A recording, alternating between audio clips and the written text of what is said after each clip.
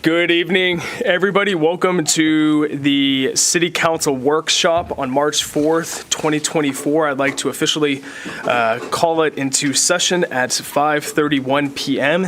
We have a workshop tonight with a presentation by Your Neighborhood Farmers Market on hosting a farmers market food truck night and other future events as a part of a City of Manvel initiative. These will be City of Manvel events where we partner with Your Neighborhood Farmers Market on facilitating these. And so with that, we have some people that are here to present to us tonight. So I'd like to invite them forward and and give us a presentation. And while they come forward, Dan, is there anything that you'd like to add, kind of a little bit of the backstory of how we got to this point? Yeah, just real quick, Mayor and Council. We've met with them, I guess, twice now, and the second time they brought some of what you see right here. So we thought that would be a good time to get them in front of y'all because this was really exciting. They have huge baskets of what they've done in other parts of the Houston area. So I don't want to step on their toes. I know they have a presentation plan, and we have 30 minutes, so I'm just going to turn it over to them if you're good with that, Mayor. Okay.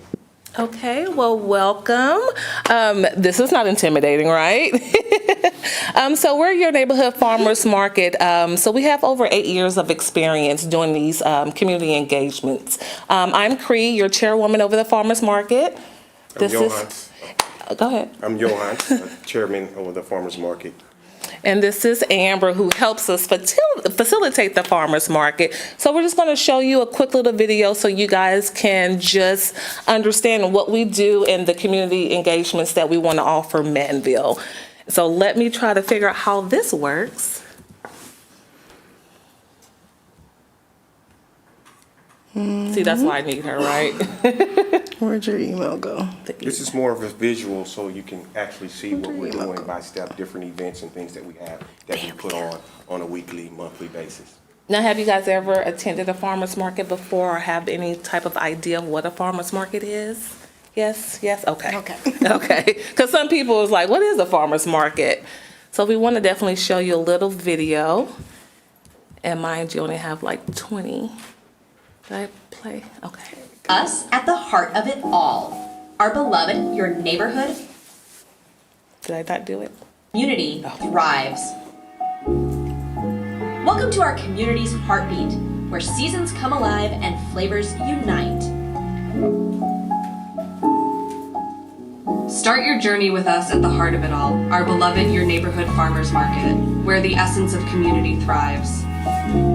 And when Friday night calls, join us for a culinary adventure at Friday Night Bites, where flavors from around the world collide under the stars.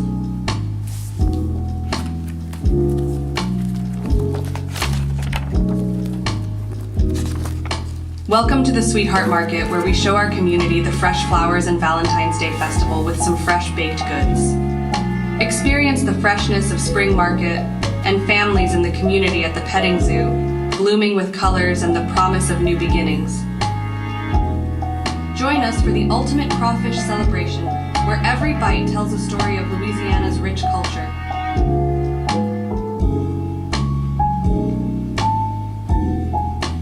Join us celebrating the flavors, traditions, and community spirit that make our farmers market more than just a market. Check out some of the fresh fruit and Vist melon and berry festival. It's a way of life. Your community awaits. As autumn arrives, so does our Harvest Fest, where the community gathers to embrace the abundance of the season, and we get the chance to bring people in the community to play some fall bingo. Families get the chance to enjoy time with their children at the pumpkin patch. And when winter whispers its arrival, we come together once more for the warmth of our holiday fest, where magic fills the air. Last but not least, the signature 30FD organic table and Your Neighborhood Farmers Market is the social fabric of the community.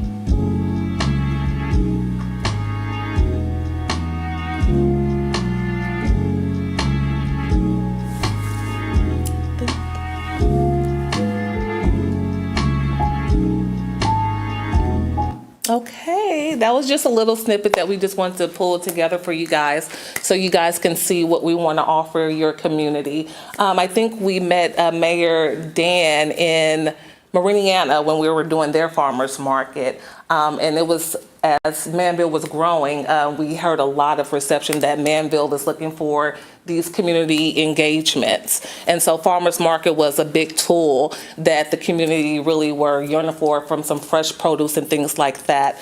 We also, I know when we all talked, we talked about doing the 5 different markets, and one was the traditional farmers market. And as you see there, those are the, I think those the 5 that we came up with that the community was looking for hosting.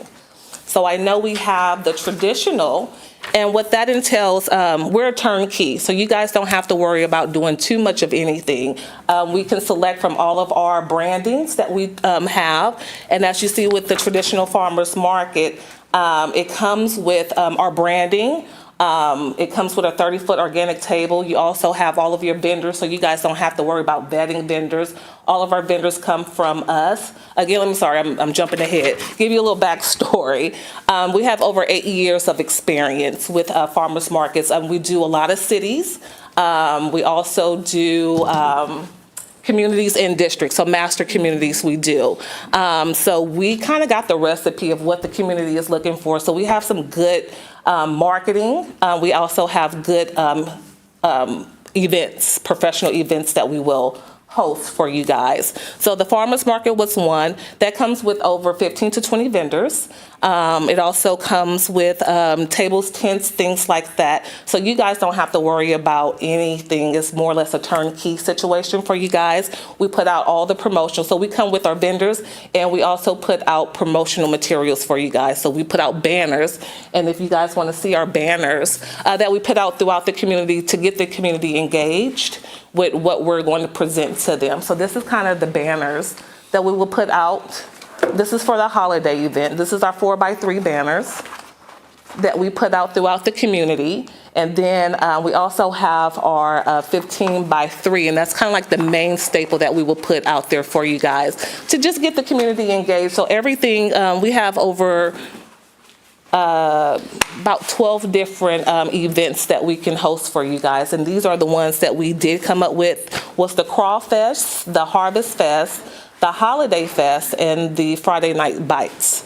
And this is what we're doing currently at the city of Humble. We just had their event last Saturday. Did you go, Miss Pam? Tammy, I'm sorry, did you get a chance to go? Oh. It was a wonderful event that we hosted for the city of Humble. So this is the promotional materials that we use to kind of just get the engagements of the community. So this is what you would see throughout your community, things like this. So we pick up signs, we do all the marketing for you guys, we do all the advertising. So the only thing you guys have to do is just show up and enjoy an experience. And so that's what we kind of offer. I don't know if I'm missing anything. Am I missing anything? No, okay. Go ahead. So this is what you also get is our signature 30-foot organic table. So this here will have all of your organic produce that is offered at all of our farmers market. I know some people go to farmers market and don't get a chance to see produce. That's one thing when you have your neighborhood farmers market, you would get these type of items, and also you would get high quality farmers as well, and also vendors. So we vet everyone. We'll bring in our traditional farmers market feel. It comes with signage, it comes with advertising, it comes with pretty much everything. So again, like I said, the only thing you guys have to do is just show up, participate, and we take care of everything from there. And that goes with the Crawfest, Harvest Fest, and any event that we host. So that's pretty much, I want to keep it as simple as possible, but that's pretty much the market. So I don't know if we're open to any questions. Mayor, am I missing anything? No, Dan? you did great. I just wanted to also remind us all that, whenever we sent out our questionnaire last year, Brooke, when was that? In the summer or June, July. June and July. Decades ago, yeah. This was actually one of the things that came up that the community wanted to see was a farmer's market. So why would we consider partnering with somebody instead of doing it in-house? we've never put on a farmer's market, quite frankly. And, we know what efforts it takes to put together like our extravaganza and our cookies and cocoa with Santa and everything like that. So this is what these folks do for a living, right? So we thought they seemed like they've got their stuff together and thought that would be a great idea to get them in front of you. Councilman Lands also sat in with us, and so of course you did too, Mayor. And so they're impressed upon us, I think, really what we wanted to talk about. Do we want to go this route? It seems like we do, but we wanted to get in front of council. We don't have necessarily a budget for this specific thing set aside, so we need to go through that. And then what kind of, what are we looking for? Are we looking for monthly? Are we looking for quarterly? So we just really wanted to get some input from council and see what y'all are thinking. Appreciate Cree, Johans. Thank you. You guys being here. It's good to see you again.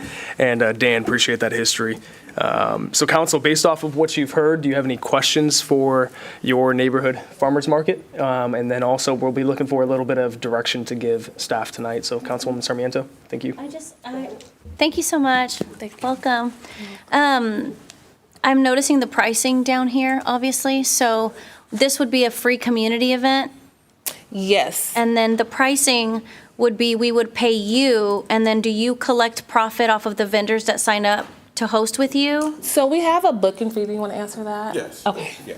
We do have a booking fee, but a lot of that is for the services that we provide for them, whether it's promotionals, it's recruiting. We have to vet all of the vendors that come in to make sure that they have the right permitting and things like that. So it may be a particular vendor that you want that we don't have. We would have to go recruit that vendor, get that personnel in, so we can fit whatever market that you're looking for, whatever that event looks like. Mm-hmm. So my question also is, so this would be the fee for the city to host it, for us to pay you to come here and host the event, right? Correct. So that is more or less what we call your our management and booking fee. Okay. That we would do to facilitate the. So it's like to provide the services and everything turnkey to With the host marketing, it here? yes. Exactly. Okay. But because it's a free event to our community, but then I imagine that you guys are obviously profiting, because this is a business, right? Absolutely. From your vendors and your booking fees, and which is fine, right? That's Right. why we're in business, to make a profit and make that clear. I'm pro-business and just want to understand the layout of it.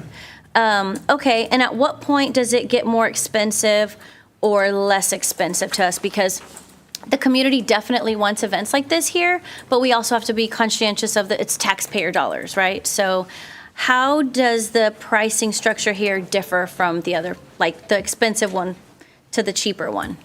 So the festival is going to entail a little bit more. So the festival is more of a theme event. So if you're like the crawfish boil, that will come more with a lot more vendors. That's going to fit that particular theme. So this is more like occasion explosion. So you'll have your gumbo vendor, all of these vendors that's going to give you that overall experience and that atmosphere. It also comes with kid activities. So this comes with a little bit more in the package, where you have the kids activity, You the have music. entertainment, you have music, you would have all of these things that would come involved, where the traditional farmer's market, it would be more. It's your standard. It's your standard. You would have 15 to 20 vendors. You would have a surround sound Bluetooth speaker. You would have the setup. But you wouldn't have the kid Live activities. music. You wouldn't have the live music.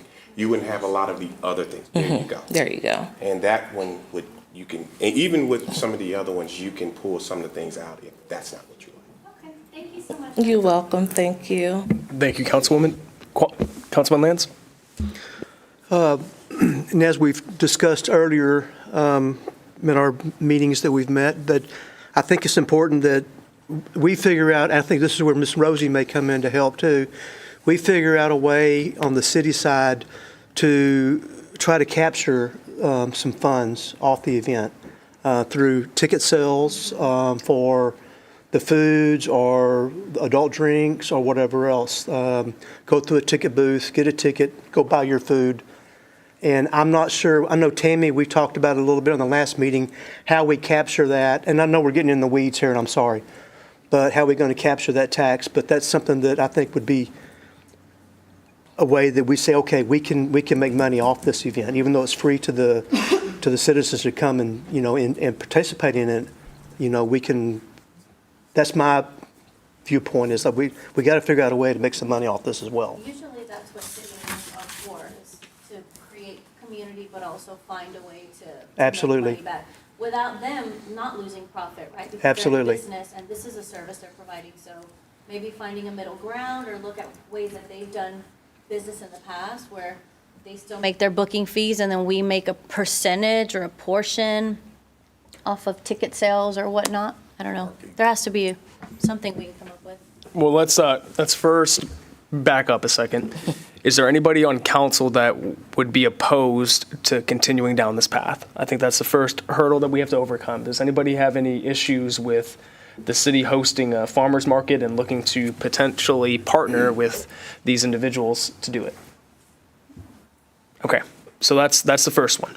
Second one, what sort of frequency would council be interested in? Understanding that there would be a cost, maybe there's an opportunity to recoup that cost, but let's operate underneath the premise that there's not a way to recoup the cost, because this is a city-hosted event that we will be putting on for the community. What sort of frequency would you guys like to see? Monthly, quarterly, bi-monthly? What would you guys want to see it start out at? Councilman Lance? Again, in our previous meetings, Dan Johnson, and we discussed with what's the possibility of, let's baby steps. Let's start with the traditional farmer's market. Let's see how it goes. Let's get the citizens involved and excited, and then maybe look towards a quarterly event, a bigger festival quarterly event, which obviously it'd be much larger, more money, but a larger turnout. But I think personally is if we started off with a small one, just one here, let's see how it goes. Maybe out here and back and take it from there. We got to learn as we go.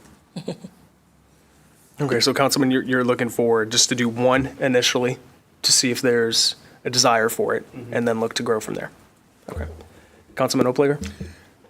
So let me ask a question. So in the vendors, is it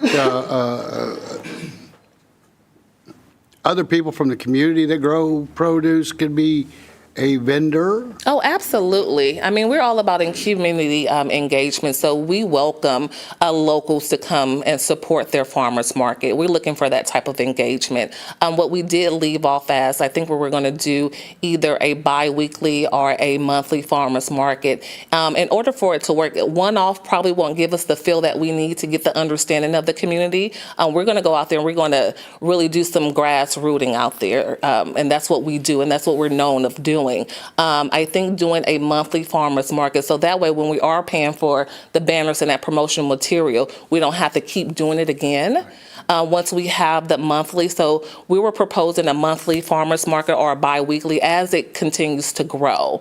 And then it might grow to, a weekly farmers market. But I think starting off, we should do a monthly, get the community engaged. It takes time for that. But with our guerrilla marketing and our grassrooting marketing, I know we can do a lot because we do have a lot of people in our pool that we have over 25,000 Facebook followers, and majority of them come from this area as we were doing Manvel, not Manvel, but Mariniana. So we just need maybe about a monthly market to really get the morale going for the community. So would you see your success through the growing seasons of like the spring growing season? Right, because your winter crops are tough to find, right? Fresh produce, right? So I'm thinking. So when you say the frequency is where I'm going with this, right? So if it was focused on through the spring growing season or into the summer, right? Because it obviously. So we have a seasonal. Go ahead. I'm sorry. We're our farmers market, farmers artisan. So when it's crops year round, but we also have meats. Eggs. We have people that are making with the products that we have. Okay. That come in locally. You have breads, you have the cupcakes, you have oils, vinegars. Okay. All of these things that we're going to be at the market when you see this. It's not just going to be farmers and arts and crafts stuff. Arts and crafts where they Okay. local, where they make cutting boards, things like that. Yeah. Artwork yes. that they're doing locally. Okay. If they buy it Make it, bake it, build it, or grow it. They can attend Okay, our yeah, so farmers that's- market. Yeah. That answers my question. Okay. So to answer the mayor's question, I would say monthly then. Yeah. Right, would be, start off. if it's that diverse, right? So to look at it realistically, a monthly thing, because if there's an opportunity for the crops to change and things to change, right? Yes. That's the opportunity. Yes. Perfect. Thank you, Councilman. Any other comments or questions from council? Councilman Terry? Just likewise, I would think maybe a monthly showing so that we could build up momentum and show that there's going to be a consistency and hopefully build up an audience that would regularly attend, and then maybe look to one of the larger fests, but the traditional farmers market.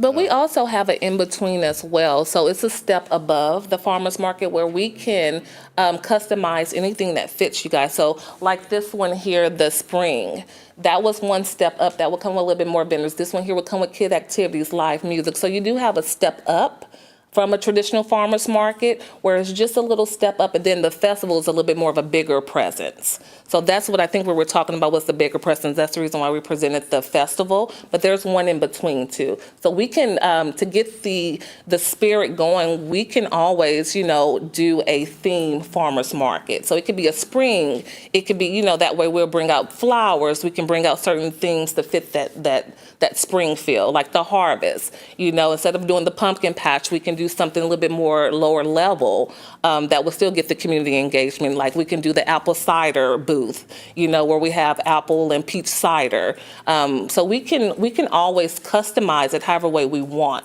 And that's the beauty about with your neighborhood farmers market. You can customize any package that we want, because we have over 2,500 different vendors in our membership. So we can curate pretty much anything we want. We want a German fest here, we can do it. It's just about what we want and what the community wants. So we want a dog event. We can do that as well. So there's multi-levels of what we can do. It's just, let's get the basics started, and then we can add different amenities to it. I have a question. Absolutely. One second. Okay. Councilman Perry? Yes, Okay, thank you. awesome. Sorry about that. Councilwoman Sarmiento? I would love for us, we've talked about this in the past, to have like a unique festival that's unique to Manvel.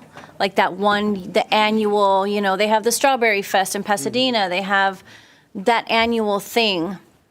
The question would be, what is the thing? Like, what would be that one unique thing we want to be known for that we can blast all over and put Manvel on the map? Oh, we have it. For like, what do you think with your experience out there is like something that is creative, exciting, but also unique that we could offer as an identity that we're trying to create and cultivate here in Manvel? You want to take that? So we can do the Melon and Berry Fest. That's what we've known for. People really come out like we did at the spring market in the city of Humble. We had over 200 pounds of strawberries, and people came out and just went, Go ahead. Well, we have Froberg Farm here. They're known for strawberries. Oh, then we can. Down the road. Oh, perfect. There's strawberry festivals happening right now, Yeah. actually. So do y'all want to capitalize off of that, since it's already kind of known? We can make it more of the melon and berry, meaning we can offer different species of watermelons, from the diamond to the yellows to the other cantaloupes, and we can add Honeydew that melons, flavor things like that. and make it more of a traditional thing. And a lot of the I wouldn't step on Froberg's toes at A all. lot of the watermelons that we get is only about 30 miles up 288 from here, going to getting our watermelons that we get that are grown locally here. Every vendor that we do that with the vegetables, the fruits and vegetables, there are 120 miles in. Well, I do have one So thing we up my don't- sleeve. So we do try to keep it local. I would say we can't go wrong with the crawfish, the crawfish. That's something. I don't know if anywhere around Yeah. here Good honorees to in sponsor Texas that it. have a crawfish. And we Yeah. do have, we went to the local restaurant here, I think it was Honorees. Honorees, they were really good. We wouldn't mind partnering with them as well. That's something that would help them, since they're in the community. things like that. So it's more of a Cajun explosion, right, is what we call it. A Cajun explosion, this is where you're going to get your gumbos, this is where you're going to get your boudins, this is where you're going to get that etouffee. And people travel all over. That could be a tourism type of event. And, we were thinking if we do it a 2-day event, maybe that causes hotel stays, that causes people to drive in and get gas. Those type of things, and then now we can have music, and I know that's what Mr. David was speaking about. I think that was our last conversation. He was really excited about the Cajun explosion, and then we'll have a beer garden. I mean, we can make it a big deal. But I think while we're doing the traditional, we can start building in that momentum there. We can start building up the crowd anticipation for it. And then once we get an understanding of the crowd, then we can go as big as we want. I mean, where we can get stage, we can get, music acts that fit that particular theme. When you're looking to recoup city funds and money back, your bigger events is where that happens. What we've seen with other cities, entities, and municipalities that we dealt with sponsorships. They do sponsorships, and they do, along with the sponsorships, they also do the donations. And we do that, and you find ways you can do parking on that. You guys could do the beer on those type of things. The tickets, and the tickets with the beer and the alcohol. That's all you. And on our promotional materials, if you do have Starbucks to sponsor or someone local or HEB, we'll still put it on our promotional materials. And we pass out 5,000 flyers. We have a ground leveling team, what we call our street team, that's going to paper the city. So there's not going to be one stone that's not going to be turned that we didn't tap into. So we have a huge social media. This is our social media expert back here. We engage in how many? On a monthly, we can reach up to almost 500,000. Yeah. And we really hit hard. So That with ads? that's with ads, Facebook. That's a combination of ads, postings, just reaching out to different groups within the community as well. Subscriptions, paid It's organic advertising. engagement? Yeah. Some. I do it myself personally. Amazing. So we have a Councilman large. Hudson? Yeah, give me a little overlay of your Friday Night Bites. Yes, that's a fun one. Did you see the video of it a little bit? So it depends on what we want. So Friday Night Bites will come with 6 to 10 food trucks. We'll have nice games for the families, seating, music. It really gets the community engaged, as you saw in the video.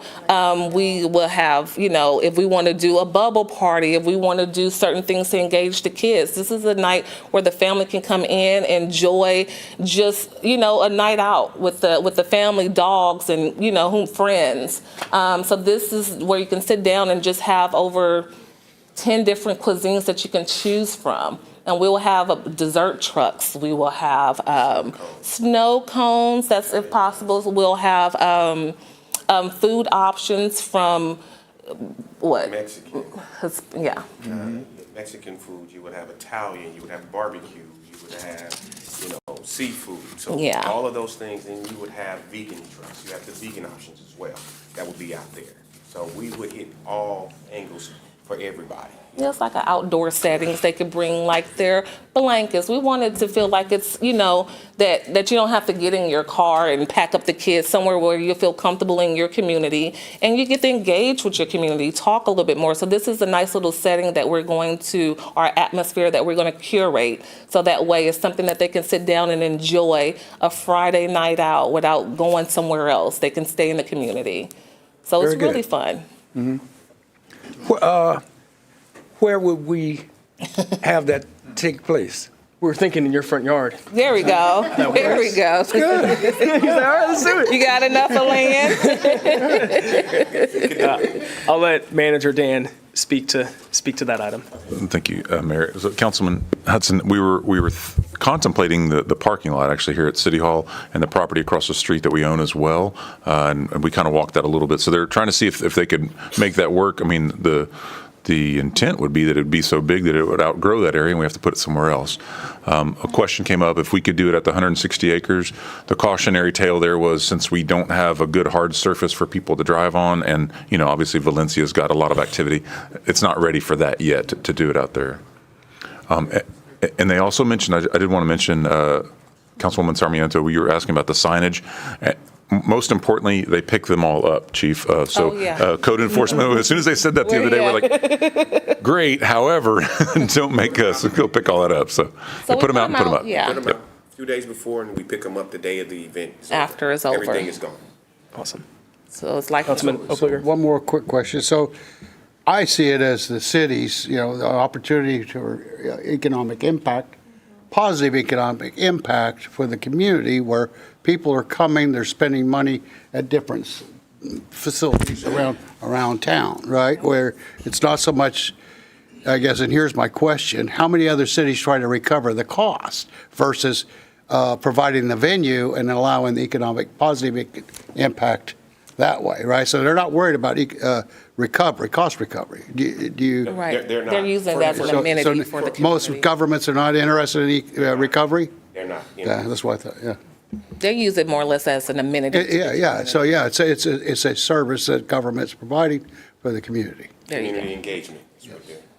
All right, well, last question, Councilman Lands, and then Yes. we'll wrap this up here. So we talked about that. The smaller traditional farmers market wasn't really an issue, or in our previous meetings, wasn't really an issue about.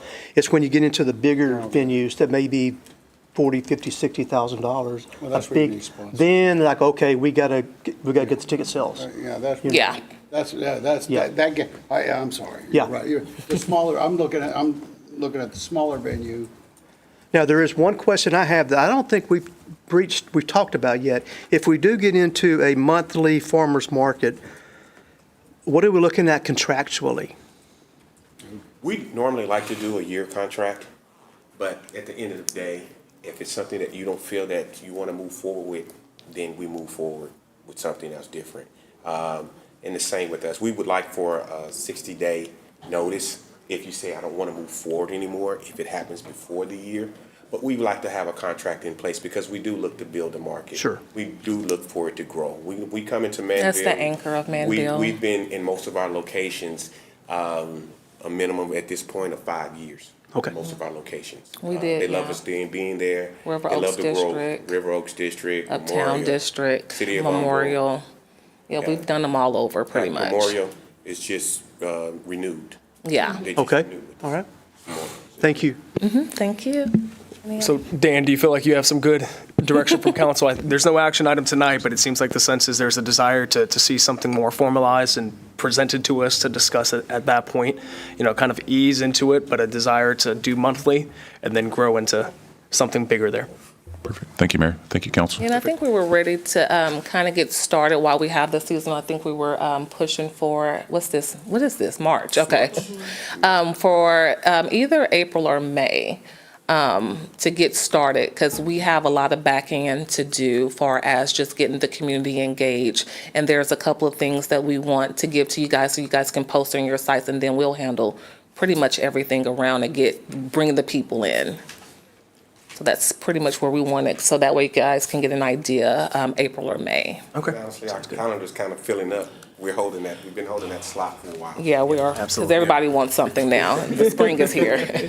They wanted it yesterday, But just to right? show you this really quick, and 'cause I know she was talking about, this is kind of what the melanin, this is kind of all of the events that we have done, just so you can get an idea of the melanin berry.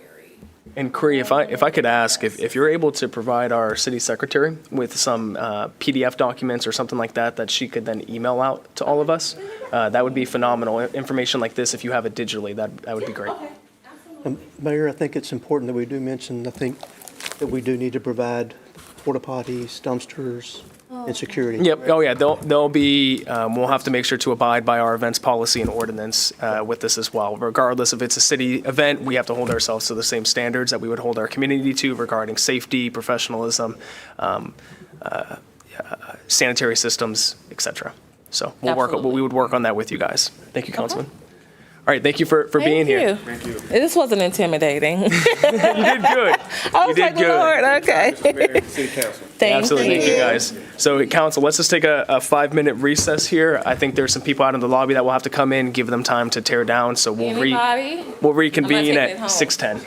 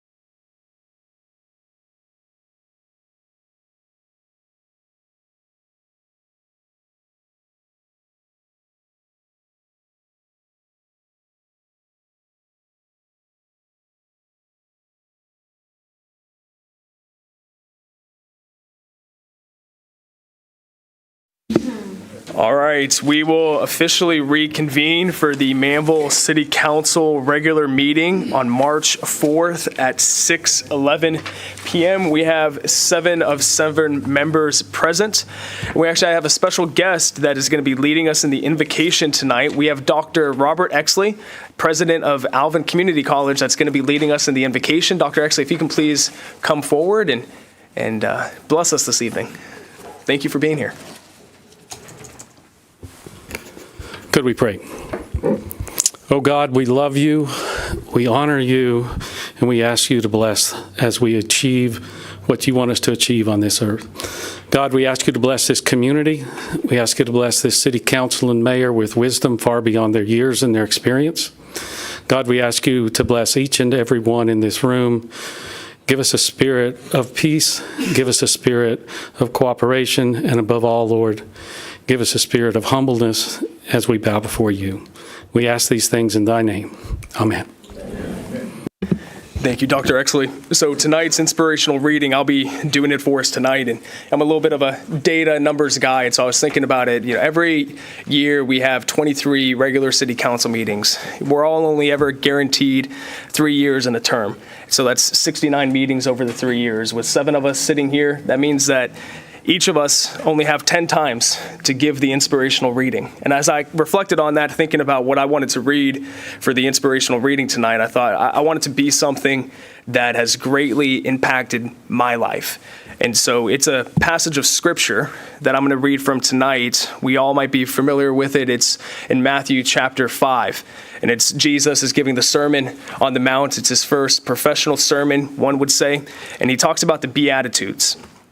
And it's found in Matthew 5, verse 3 is where it starts. And I think in today's environment and culture, and especially the political environment that we see ourselves in, this is something important to remember. Blessed are the poor in spirit, for theirs is the kingdom of heaven. Blessed are those who mourn, for they shall be comforted. Blessed are the meek, for they shall inherit the earth. Blessed are those who hunger and thirst for righteousness, for they shall be filled. Blessed are the merciful, for they shall obtain mercy. Blessed are the pure in heart, for they shall see God. I really like this one. Blessed are the peacemakers, for they shall be called sons of God. Blessed are those who are persecuted for righteousness' sake, for theirs is the kingdom of heaven. Blessed are you when they revile and persecute you, and say all kinds of evil against you falsely for my sake. Rejoice and be exceedingly glad, for great is your reward in heaven. For so they persecuted the prophets who were before you. If you'll please join and stand me in saying the pledges.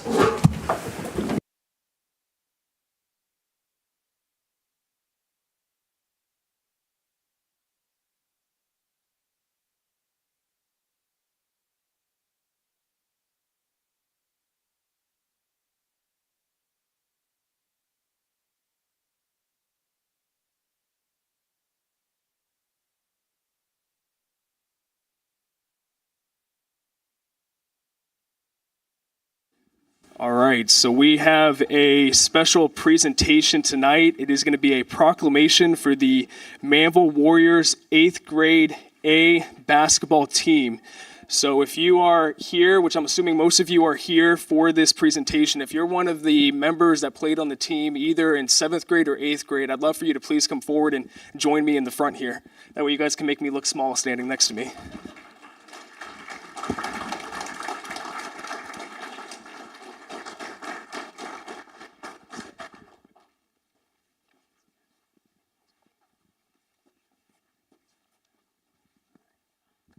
So we got one here for each of you guys. I'm going to read it off here tonight. And then is there Coach here as well? Come on, Coach, come on. Welcome, Coach. Pleasure to meet you. Okay, so I'm going to read this for you guys, and we'll have council join us and take a picture. Yeah, you guys do make me look small, man. You guys are all going in the 8th grade still? Wow, okay. Anyways, all right, so it says, whereas Coach... Oh, hey, how you doing, Coach? So it says, whereas coached by Dallas Blaylock and Gerald Lee, the Manvel Warriors 8th grade A-team basketball players, Jamison Bailey, DJ Clark, Maverick Curl Okafor, Desmond Curry, Aiden Davis, Ethan Ekpen, Marcus Griffith, Patrick Johnson, Drake Jones, Richard Jones Jr., Cameron Myers, Brandon Otibor, Caleb Powell, Chief Robinson, Brayson Robinson, and Dylan Younger went undefeated in both the 2022-2023 and 2023-2024 seasons with a staggering 38 wins. And I believe no losses. No losses. That's important to note. Whereas the Manvel Warriors won their district outright, then went on to win their district tournament championships in both the 2022-2023 and 23-24 seasons. And whereas in both seasons, the A team was invited to the Houston Area City Championship Tournament, where they went on to become the first area school to bring home the championship 2 years in a row. And whereas the Manvel Warriors put in countless hours of practice both in and out of school, which shows their dedication to perfecting their passion for basketball. And whereas the Manvel Warriors are hardworking students off the court too, with many students in National Junior Honor Society, and involved not only in other organizations but volunteering throughout the community. Whereas the Manvel Warriors are a shining example of youth leadership in the city of Manvel. Now therefore I, Dan Davis, by the virtue of the authority vested in me as mayor of the city of Manvel, Texas, do hereby proclaim March 4th, 2024 as Manvel Warriors 8th grade A-Team Basketball Day, and wish them the best as they continue to break records and make Manvel proud. So congratulations, guys.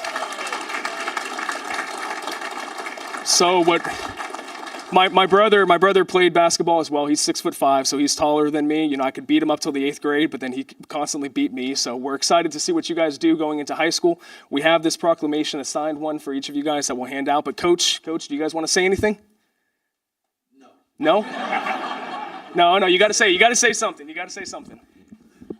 I'll say this. I'm so glad to just be a part of these guys. They were a joy to work with. The families were a joy to work with. I love them dearly, and I look forward to seeing what you guys do in the future.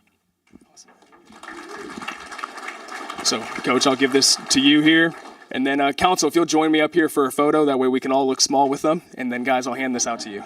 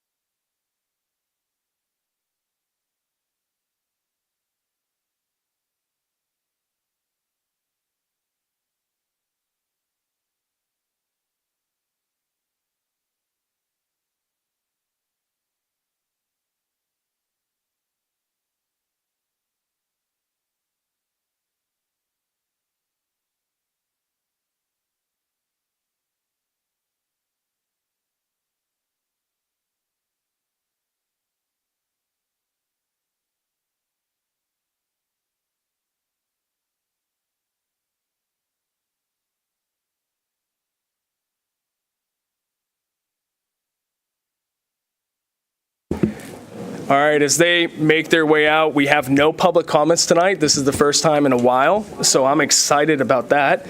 I love when the public comments, don't get me wrong, but this is the first in a while. So we will now move on to the city manager update. Dan, we'll turn it over to you. Thank you, Mayor. We are extremely busy at the staff level, as I'm sure that you know. So I won't go through everything that we're working on, but I did want to hit a couple of highlights. One thing that we're working on right now internally is the personnel policy updates. You're aware of that. We were hoping to have it for you tonight, but we're just trying to marry all of our different comments from the different departments right now. So hoping at your next meeting, you'll have a draft. Actually, you'll get it before then, a draft of some potential personnel policy changes. Along the same lines, we're working on the franchise agreements with Centerpoint for both the electrical and the gas franchise agreements. So we have submitted our comments for the electrical franchise agreement to Centerpoint. Oh, we did just get them back? Oh, perfect. We got those back. Awesome. So then we're working on the gas as well. Meridiana OPUD. So we have a public hearing coming up for Meridiana, and I know some of y'all are getting calls about this. The long and short of it is, and of course there's going to be a public hearing process, but Meridiana is updating their OPUD, their zoning document, if you will, for the first time ever since it's been in existence. So literally changing it from Seven Oaks, which is what it was originally called, to Meridiana. That's not why they're updating it. They have some more property right by the railroad tracks, kind of just north of Kreitzer, that they're bringing into the development. They're asking for some signage, directional signage and whatnot, so it would be more similar to Iowa Colony. There's a litany of things that they're asking for. Nothing too scary, I suppose, but there are a lot of things. And this document is this thick, so we asked our zoning official to sort of pare that down and summarize it. Well, he did, and he gave me an 8-page summary. I said, well, that's better, but I was thinking more like a one-pager, so they're working on that as well. So I'd like to be able to provide that to you just in case y'all get asked about it too. The one-pager, obviously you can send them to us, but the public hearing is going to be at PD&Z. Tammy, is that next Monday? Yeah, the first public hearing, and then a subsequent public hearing at the next council meeting. So that's what's going on there. Let's see. The next two, actually, Robbie, can you talk about the next two updates from Public Works? Sure can. Good evening, Mayor. Good evening, Council. How are y'all tonight? So we will be having some CPR training starting tomorrow and on Thursday for the Public Works staff. And we're actually going to be doing it in our new break room. We actually got finished up with that about a couple weeks ago. So if you guys want to come by and check it out, you're more than welcome. Rodeo Palms, we did a road repair over there. I think it was like 143 feet. It was the subgrade was filling and everything, so we got Branch Construction to come in and fix that up for us. So it's back up and running. It's open. We finished up a drainage project on Lewis Lane from School Road to Cemetery. So we actually got a chance to use our new culvert cleaner that we got in. So it's actually working out well. And I spoke with Precinct 3 last week to get an update on the ILA. And they told me it would be mid-July before we can get those roads taken care of. And that's about all I got so far. Any questions? That's it for tonight, Mayor. Thank you. Thank you for that update. We now have the consent agenda, and I do want to just make mention that we have quite a few representatives here from ACC, so thank you for being out here again this evening. Do I have any comments or questions about the consent agenda? Hearing none, do I have a motion to approve? I'll second it. We have a motion from Councilman Akery, a second from Mayor Pro Tem Hudson. All those in favor? All those opposed? Motion passes unanimously, 7-0. So congratulations to ACC. So for those that maybe weren't at the last meeting, ACC has a specific use permit request that was on the consent agenda for them to open up a campus on the second floor of the Manvel mansion. So it's going to be, I believe, over 14,000 square feet, and it's going to be a great facility. We're very excited for them to get started on that. They're targeting fall to be open. It all just depends, on how construction goes. They're saying Jesus is coming back soon. They're going to start construction soon. So how do you define soon? We will see. But we're very excited. Thank you guys for being here. We now have no items removed from the consent agenda, so we will move on to the regular agenda. Council, with your consent, I'd like to combine agenda items 1 and 2. Are you guys good with that? Okay, so I'll read these out, and then we'll open it up for discussion. Rosie, we'll turn it over to you first to talk about the budget amendment, and then we'll have, I believe Wale is here. We'll have Wale come forward to talk about Croy Park. So Agenda item number 1, consideration and possible action to approve ordinance 2024-0-14. And agenda item number 2, consideration and possible action to award Phase 3 of the Gardens at Croy Park to Landscape Art and authorize the city manager to execute the contract. So Rosie, we'll turn it over to you first. Good evening, Mayor, Council. This budget request is to consolidate both the thoroughfare and the comprehensive plan together. We were supposed to have done them separately, and we've decided to do them together. So to make accounting more easier, we've consolidated that account. That's part 1 of the budget amendment. Part 2 of the budget amendment is we're transferring the funds that we have not used in the parks to the other line items, so we're able to pay for the 3rd phase of Croy Park. Okay, thank you, Rosie. Council, do you have any comments or questions about the budget amendments? Rosie, I do have 2 questions. Yes, sir. Regarding the combining of transferring the funds from the thoroughfare plan to the comprehensive plan. Would there be a way to change that description to be for the line item 7412 to be comprehensive/thoroughfare, just for clarity's sake, so there's no scrutiny regarding why did we move the money around? Just make that clear. That is not a problem, sir. We'll do that. Awesome. Thank you, Rosie. The second question that I had is grounds maintenance. Because we're transferring funds from 5453 out, how are we going to maintain the rest of the grounds at Croy Park? Our streets department is doing a phenomenal change. They're taking care of all the maintenance there. Okay, so that's coming out of the Public Works Department That's it. budget. Okay, awesome. Thank you, guys. Any other comments or questions from council regarding that piece? Okay. All right, Wale, we'll have you come forward now. Wale is our Capital Projects Director, and he's here to talk about Phase 3 of Croy Park. And Mayor, Mayor, if I could, Yes. right before Wale starts, so just as a reminder, if you're wondering, what is Phase 3? There never was really a Phase 3 or Phase 2 contemplated. If you recall, there was one project that came forth, and the funds that the city had at the time were only enough to fund a portion of it. So they funded the hardscape, the trails, and those kind of things. So now this is what we're calling Phase 3. So I didn't mean to steal your thunder, but just to kind of set the stage for what we're talking about. Good evening, Mayor, Council, staff. To introduce, back in July, you guys approved the Croy Park project to be broken into phases. Thank you, Dan. So following up with that, we have completed what we notified as Phase 2. That was going to be all the hardscape items and basically the grounds work for the planting areas. Because of the timing of the year, we all decided that it might be a bad idea to bring in these exotic plants when we've had 2 consecutive years of freezes. So that's why we really split it up that way. The hardscape portion is complete. There are still a few pending punch list items, such as a sign and a little bit of touch up on the trail itself. But for the most part, we've completed all of Phase 1. Or Phase 2, sorry. We've completed all of Phase 2. With Phase 2, we found a lot of cost savings. There were some things that were delivered that weren't to design, which benefited us because there was a little bit of savings. Glenn wasn't the happiest person with it, but he understood that this was something that was done outside of our control, but it just benefited us at the end of the day because we ended up getting a cost savings, a credit put on the account. There were some items that we were able to basically omit because we realized that they were being marked up through landscape art, such as the picnic tables we purchased. There was a little bit of a markup on their end. We knew how to get them, so we just took it out. And then there were some items that the community, I believe, is trying to assist with. So I talked to Tammy. There was a bench, so we were able to remove some items like that. I actually sent the email to you this morning, Ed. I don't know if you got to it. We were looking at adding some stone benches. So we're just looking around to see wherever we could trim some costs. And we did in Phase 2 a large amount. That's why we're even able to look at the budget, move some funds around, and be able to proceed without requesting the additional $50,000 we were going to ask for.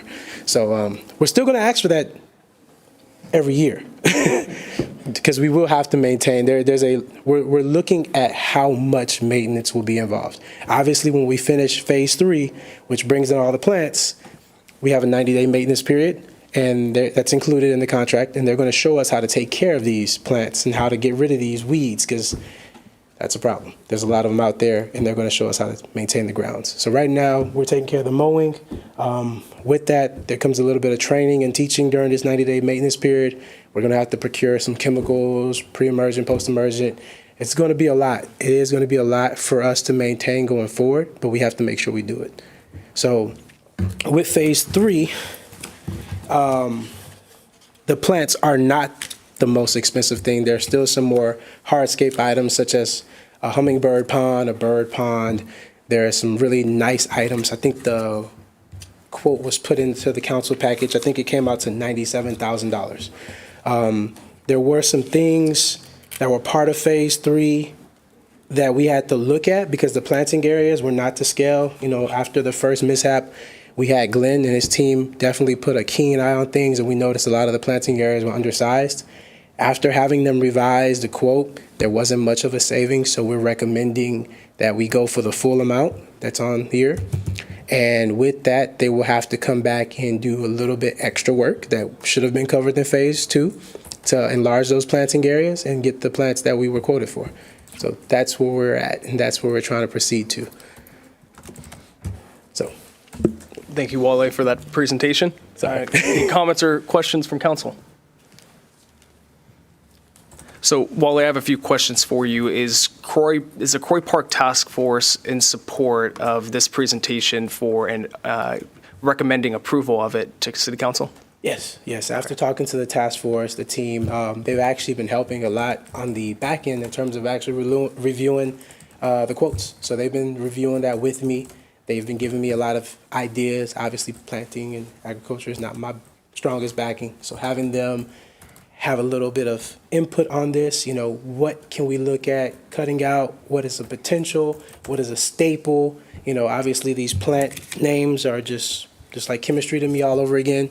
So they know these exotic plants. They know these indigenous ones. They know which ones are going to bring people there, which ones are going to bring the migratory birds, or which ones are going to bring the butterflies, things as such. And they're looking at which ones do we actually need. So their task was to look at it and basically give me a hierarchy of what's important. And where we're at right now is we have a lot of 1s and 2s. So there's nothing that we should omit with this latest quote. And there's a hierarchy of what needs to be and then what we could actually skimp on. And the 2s are mainly for volume purposes. Basically, we can cut down on some plantings, some gallon size of plants. But for the most part, everything has been confirmed, overlooked by Glenn and his team and the task force, and they're all in support and moving forward. Okay. When was the last time that the task force met? The last time the entire task force met, to my knowledge, was here when we gave the presentation. Okay. Yeah. Okay. So 2 meetings ago? 2 meetings ago. Yes. Okay, because that wasn't the entirety of the task force. That was just like 3 or 4 members. That was 2 of I believe the 5 members. It was 3. We had Glenn, we had Paul, and I'm so bad with her name, but she was here as well. So Okay. 3. Okay. And so in regards to the conversations and the feedback that you've been receiving on this, have you received feedback from the entirety of the task force? No. Okay. Because I've heard from a few of the task force members, and they feel like that this is moving forward without the task force necessarily meeting and actually talking through it. And some of them have expressed concerns to me about that 90-day maintenance window and about the city being prepared to take on what's fully involved in the maintenance. Yes. While I think we have more than able bodies in Public Works, I think you guys in Public Works are already at full capacity taking care of all of these other things. And when this came before us back summer of last year and then 2 meetings ago as well, my big thing was maintenance. I don't think that we are prepared or fully understand the complexities of maintaining a nature park such as this. And with an investment of $97,000 and all the hours and work that you've put into this, Wale, you know, one difficult summer and all that goes to waste. Mm-hmm. And so I love what I see here, but I have still concerns, and I've expressed this to our city manager about the maintenance side of things, and understanding some of the concerns that have been expressed to me from some of the task force members. I'd really like to have them meet in person, mm-hmm. all of the task force members, and sit down and review where this is at, because we can't just look to the city. It's just like with the animal control services. We have to partner with the community. We need their buy-in.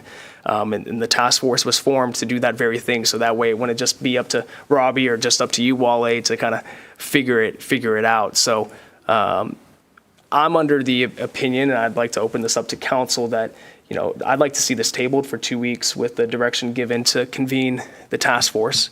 Maybe we separate out the budget amendment piece from the actual authorizing and awarding phase 3. I'm uncomfortable with approving it tonight, knowing that the task force has not met in person for over a year. And that's a concern of mine.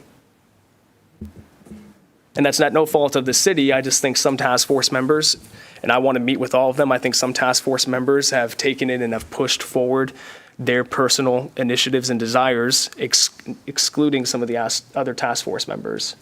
And that's concerning to me. We'll go Councilman Lance first, and then Councilwoman Sarmiento. Councilman Lance. Mayor, I agree with you, and I know that, and I appreciate the work that's been done so far. This bid from Landscape Art, it is surprising to me a little bit on some of the prices. That they seem to be pricey. Yeah. I mean, I know plants, not to the extent of this, but I was going to ask who reviewed this, but I'm not going to ask that. So I think it needs maybe a little bit more review. I have several questions on it, but I mean, a bird bath for $5,200, I don't know what size of bird bath is that? I mean, I ought to be able to swim in that thing. But just, some of the things did catch my eye as being a little pricey, and that's all really I have to say about it. So, thank you. Do you want to respond to that at all, or? Oh, yeah. Well, I completely share your concerns. As Dan can attest, I'm pretty frugal. Pretty cheap. Yeah. I am.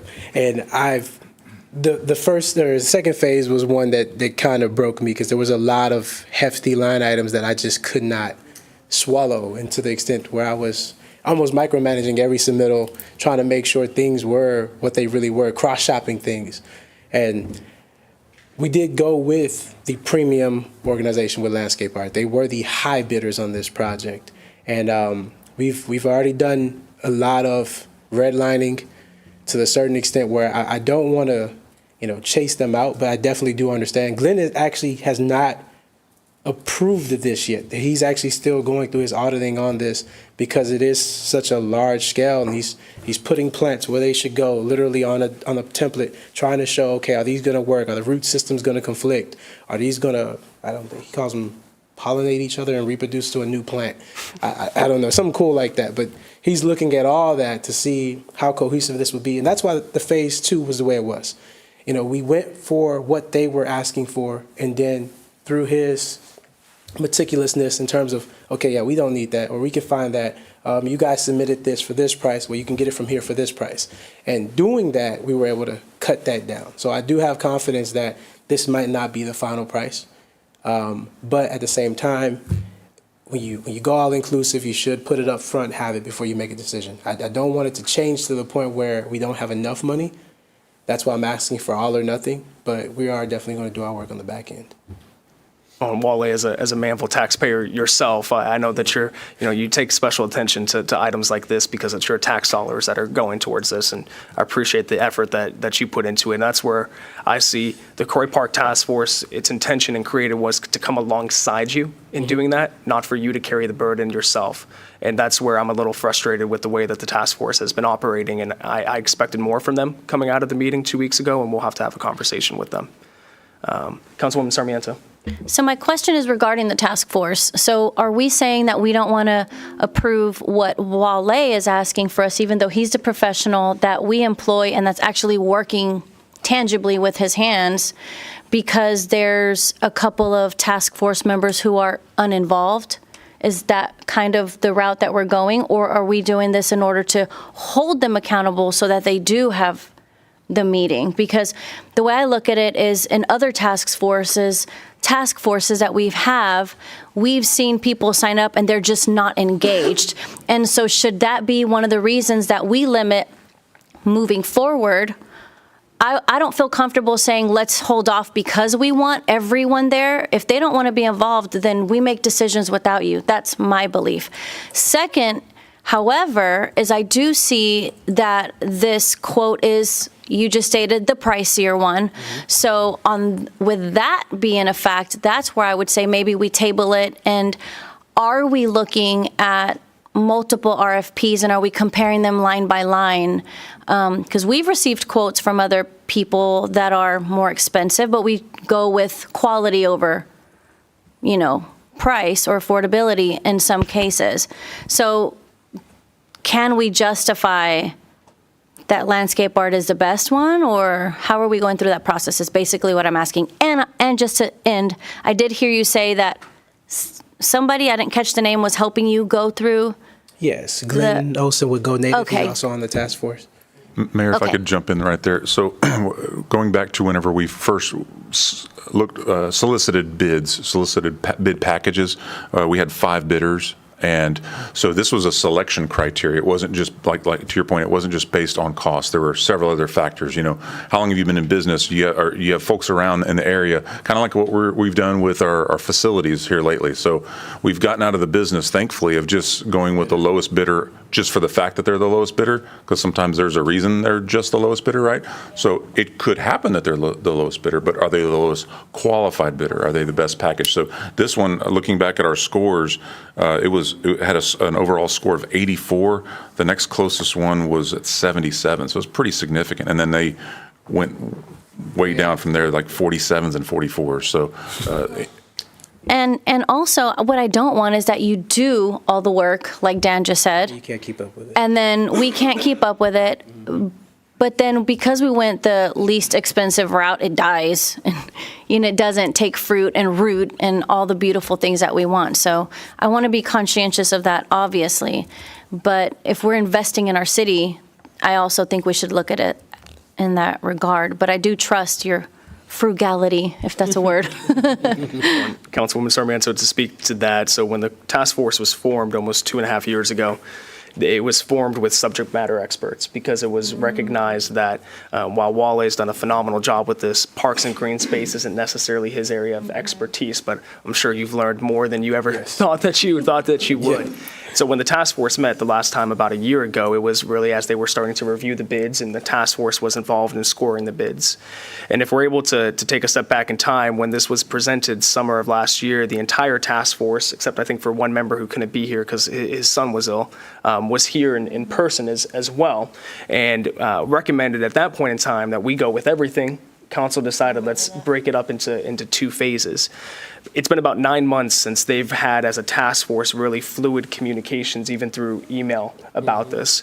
And knowing that the task that we gave, not Wale, but the task force back in summer of last year was to figure out a maintenance plan.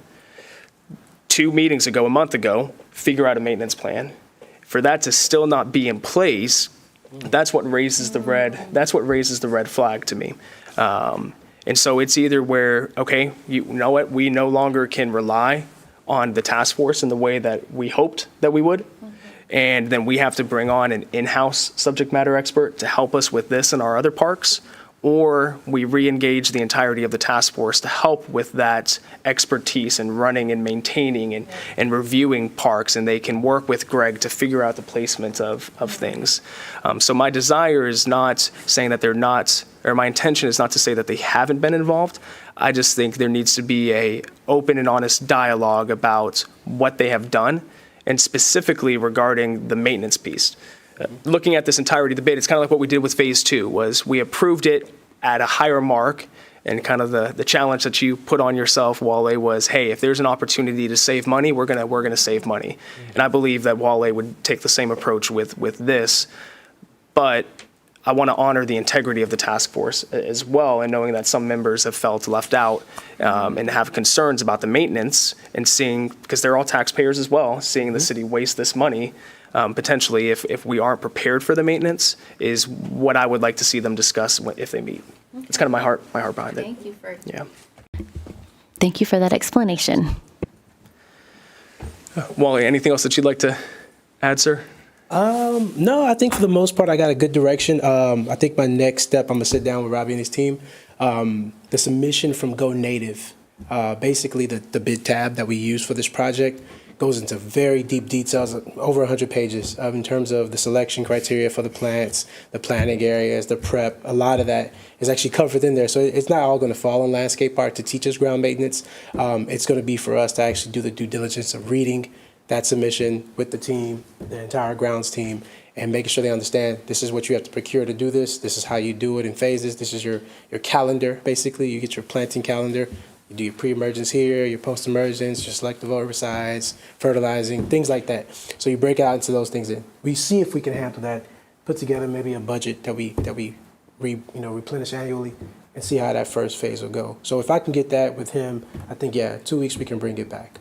I am concerned because I know landscape art had a hard date for the 11th to start with planting, but I'll cover with them. If that is going to be a critical window to where some plants can't go in, then we'll cut them out the budget for this time. So Okay. Because if a week delays where plants can't get put in, I mean, I would raise. I would be kind of nervous about the plant myself. Yeah, exactly. And I've talked to manager, and I'm calling you Manager Dan now. So Harry and Larry have ruined me there. But I've talked with Manager Dan about hiring somebody on so that can, your grounds crew, I want them to be focused on the things that they were hired to focus on. This is not necessarily what they were hired to focus on. And while I appreciate your efforts there, I think we're, especially talking about what we talked about during the planning session, I think that we're going to need to hire somebody here. Yeah. Well, thank you, Wally. Any other comments or questions from council? Councilman Lance. Do we have a water truck? Or a water trailer? You got it. Yes, we do have one, but it's kind of like out of commission right now. So if we need one, we can rent it. Yeah. We can get water to the site. Yeah. Yeah, it'll hold. It needs a lot of TLC if we plan. It needs some engine work on it. It's not safe for the guys to drive it because it kind of like creates this smoke or emission stuff. Yeah, so. Councilman Lance, are you asking as far as for Croy? Because we have water out at Croy now. Yeah, But they're going to have to individually water for a while, especially new plants. Right, but there's irrigation lines Irrigation as is part of this. part of phase 2. So irrigation's already It's all in there for every timers one of these in, plants. set the schedule that matches what was in the submission. We do have to make manual changes to it seasonally, but I mean, any sprinkler system. Yes. so Wonderful. Thank you. got that. Because we could always push the truck instead of driving it, right? Yeah, we can tow it. Add We can to- tow it. We can tow it. So, Councilman, what I would propose, and Bobby, I'll kind of lean on you here a little bit, because we read them both out at the same time. I don't have any issue with approving the ordinance, but I would like to table the Phase 3. How would you recommend that we structure this in order to accomplish that? Well, everybody kind of went along with combining 1 and 2, so to undo that, at least get council's approval to split it back out into 1 and 2 separately, and then just take separate votes. Okay, yeah, we can do that. And the reason, Council, why I propose combining them together is because they kind of tie into each other, and I think having that total picture was helpful. So to do it official, what I'll do is I'll make a motion to separate out agenda item number 1 and number 2. Do I have a second on that motion? We have a second from Councilman Acree. All in favor of separating it out? All right, that passes unanimously, 7-0. So now we'll go to agenda item number 1. I'll make a motion to approve ordinance 2024-0-14. Do I have a second? Second. We have a second from Councilman Acree. All those in favor? Motion passes unanimously, 7-0. What I'd like to do is make a motion to table agenda item number 2 with the direction that we provided to Wale. Do I have a second for that? We have a second from Councilman Acree. All those in favor? Motion passes unanimously to table, 7-0. Thank you, Wally. Appreciate you. Right. All right. Moving on here, agenda item number 3, consideration of possible action to award the project for the construction of the Manvel Public Works Facility to Commercial Construction and Maintenance, Inc. for $7,100,000 and authorize the city manager to execute the contract. Thank you, Mayor. If it weren't for the elevated storage tank and the police station, this would be our biggest project to date. It's really, really an exciting project. We had several, and I'm going to, darn it. Okay, I won't go there. I'm going to turn it over to Wale. Take my thunder. So if it wasn't for the elevated storage tank and the police station project, this would be our highest project award to date.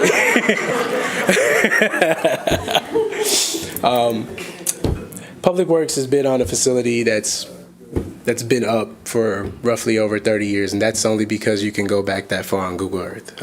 That metal building has been standing for that long. The site itself has built up so much that the building itself takes on water instead of it draining off to the ditches. And they've worked and operated out of that, served our community for the stronghold of that past few years out of that facility. With that, we have started a design. We went through a design with PGAL for a future facility right here north of the future police station. It is going to be a little over 6,000 square foot administration building and an 11,000 square foot shop. The shop area is to be for the employees. To basically, they have a office area known as a bullpen. In that bullpen, you will have your foreman's workstations. You will have workstations for the employees, the inspectors. You have air-conditioned areas for storage of equipment, properly to store equipment. And then you have a few actual bays. You have 4 bays for pulling in heavy equipment, light duty trucks as well, to stock and do everything they need to do on a daily basis. In the administration building, we will have our administrative assistant, our director, and public works superintendent. We will have workspaces for our actual inspectors, and we will have workspaces for our foremans as well. In those functional spaces that we have there, we're looking to grow the team. You know, when they have a parks superintendent or a parks director by title, and they can house there.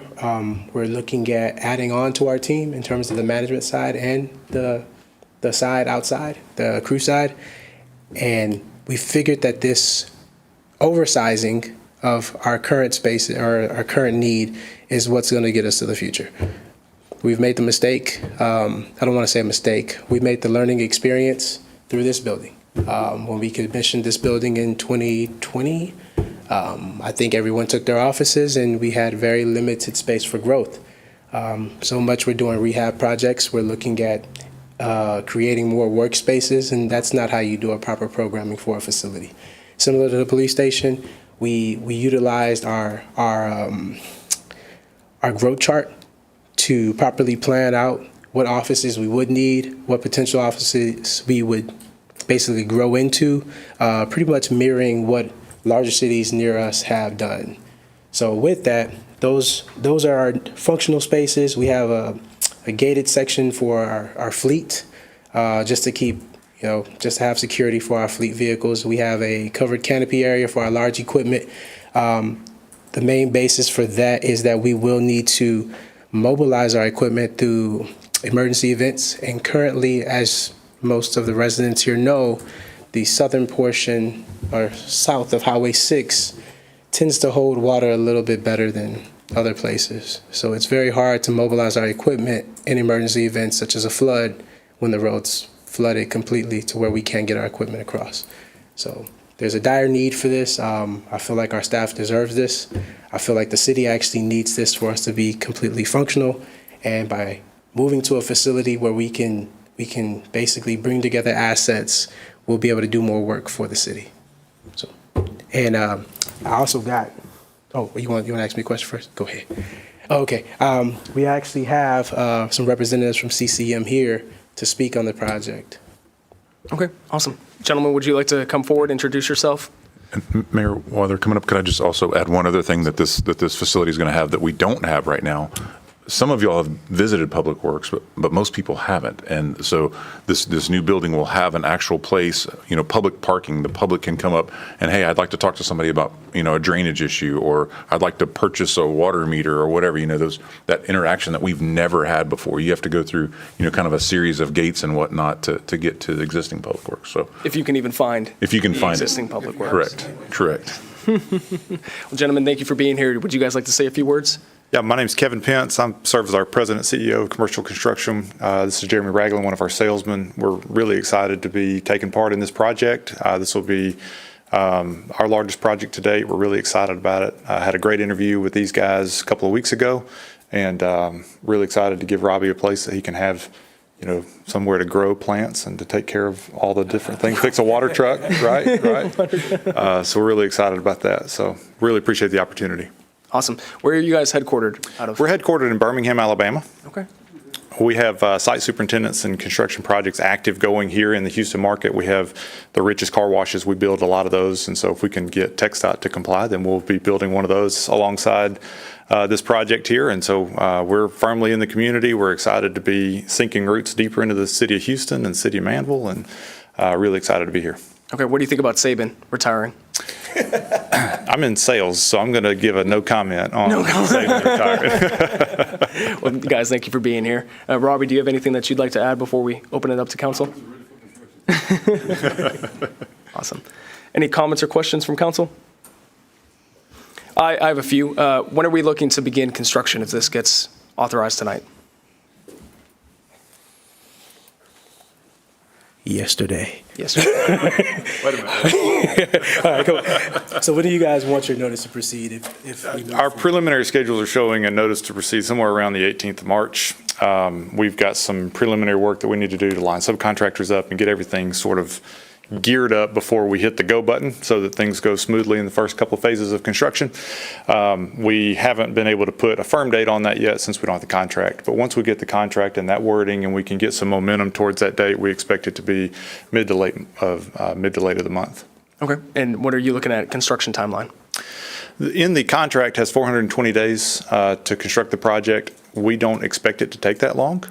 We will be presenting to these guys a construction schedule based on the contract, and then we run separate schedules sort of behind the scenes that allow us to stay in a 4 to 8 week window of tight phasing and communication as different things and different variables show up in the construction process.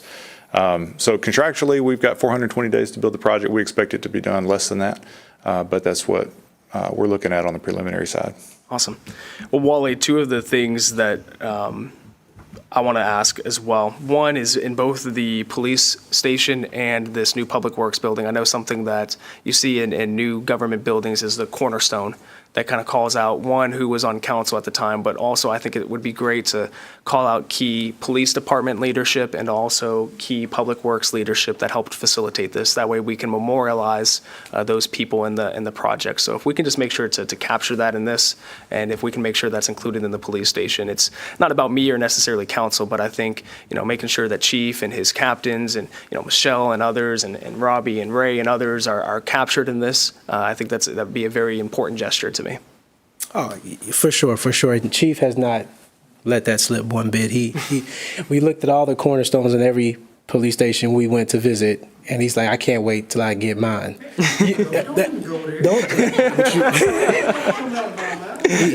That was usually followed by, I got these papers in my back pocket if they want to think otherwise, right? Did I quote that right, Chief?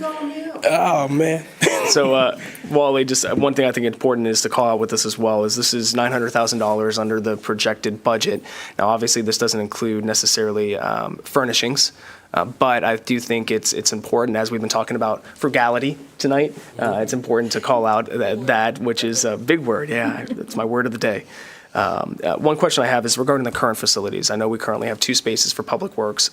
What is the plan for continued utilization of those spaces once this is built? We're actually still talking about Okay, that's still in the works. Awesome. All right, Councilman Lands. I was reading through the contract, and so if this was discussed and I missed it because I was focused, just the one issue, and we've discussed it also with the police department, the police station. What about cost overruns? What's in the contract on that? When you say cost, you mean like change orders or? Cost over, something happened, we need a change order, it's like, the price of materials has gone up, so they're coming back to us for more money. This is a stipulated bid contract, so it's kind of like a safe haven for the city. if something were to be missed or something were to be non-accounted for, it's not a bid tab to where you would have had a blank for it, and then we like, what value did you want to fill in? We're kind of umbrellaed under that stipulated bid wording, so they can't really hit us with something that affects them on that side. If it was something that we wanted to add in addition, Sure. or we want to change something, we would go through the process with them, sit down, hey, what can we do? But in regards to, we missed, we didn't notice you have 4 fire hydrants, we only counted 3 in our bid tab, and sorry. That would be my response. So basically, it's like a hard bid. It is exactly that. It's a hard Okay. bid. Thank you. Yeah. Good questions, Councilman. All right, Council, do I have a motion to approve? I'd like to make a motion to approve. Okay, we have a second from Mayor Pro Tem Hudson. Do I have a main motion? Do I have a second? I'll second. Oh. Okay, we'll give that one to Councilwoman Sarmiento. We're going to take that one from you there. All right, so we have a motion from Mayor Pro Tem Hudson, a second from Councilwoman Sarmiento. All those in favor? All those opposed, motion passes unanimously, 7-0. Look forward to you guys getting started on March 11th. Thank you, guys. Really appreciate the opportunity. Thanks a lot. Thank you, guys.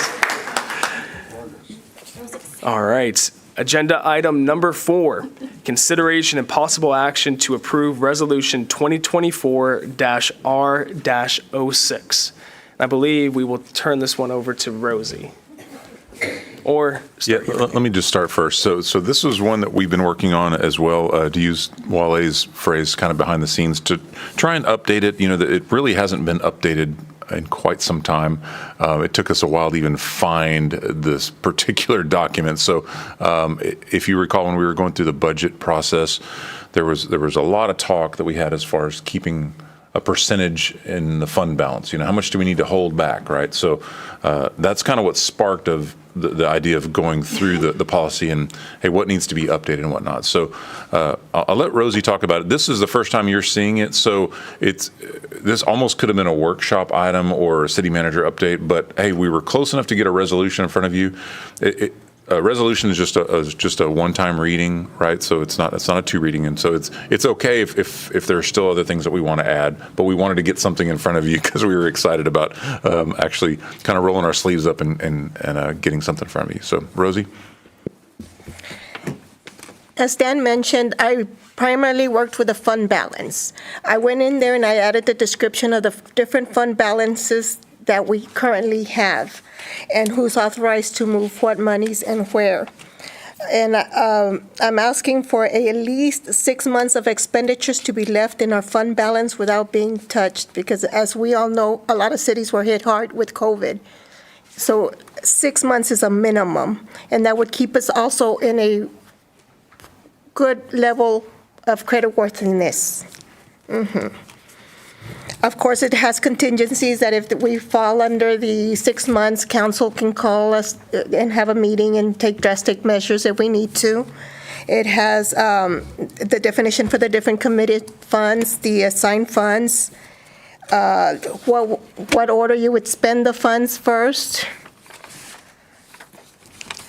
And that's basically what I concentrated on. Of course, there'll be some more changes in the future, but the fund balance I felt was the most important item right now.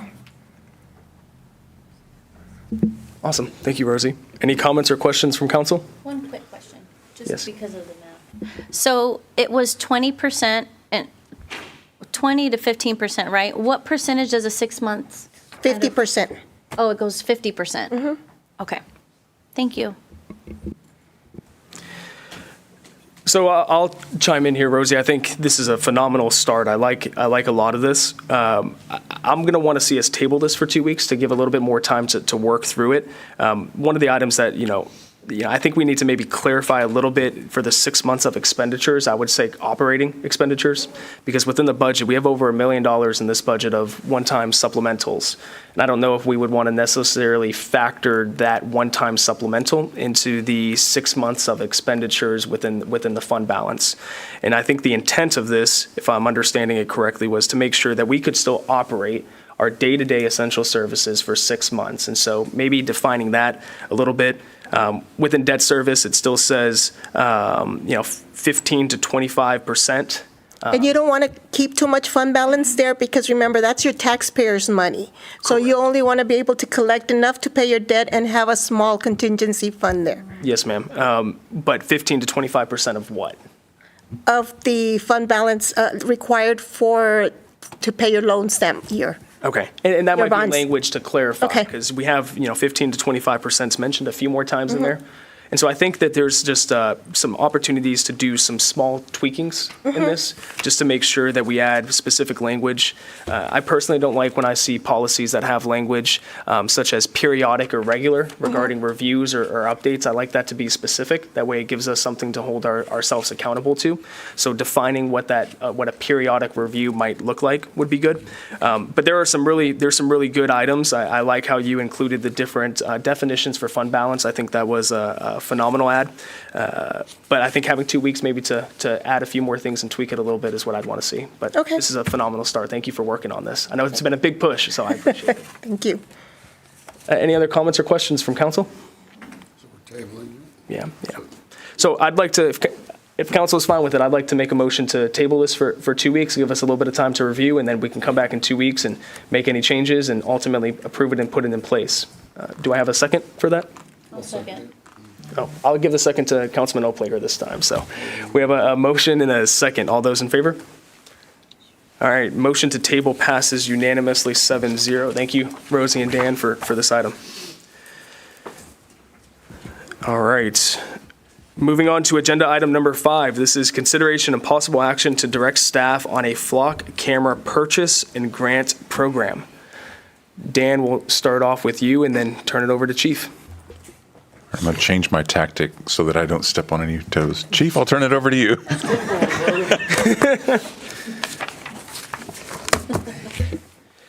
Okay.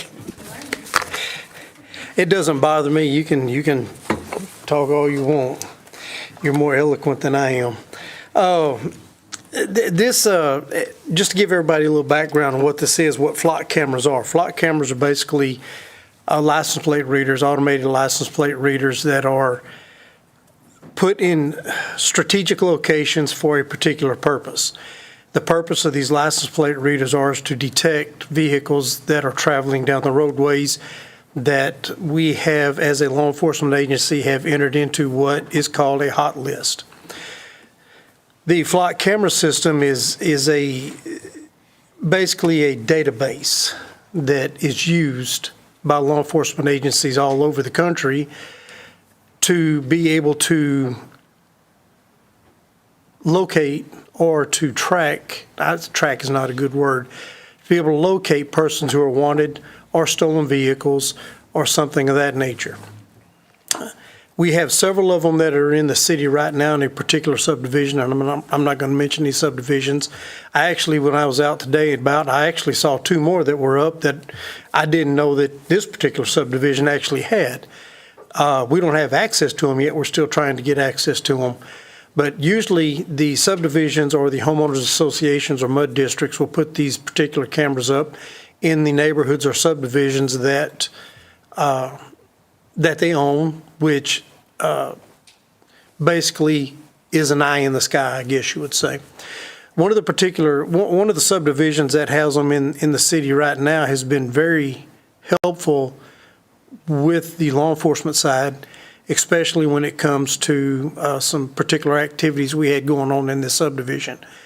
Several times we were able to enter these vehicles into the system, and what it does is when that vehicle hits the camera sends an automatic notification to our dispatcher, and the dispatcher can then look at our CAD system and say, okay, we got a unit close by, and give that officer that's in the area, hey, we just had a flock hit on this camera for this vehicle, which then the officer can start looking for the vehicle.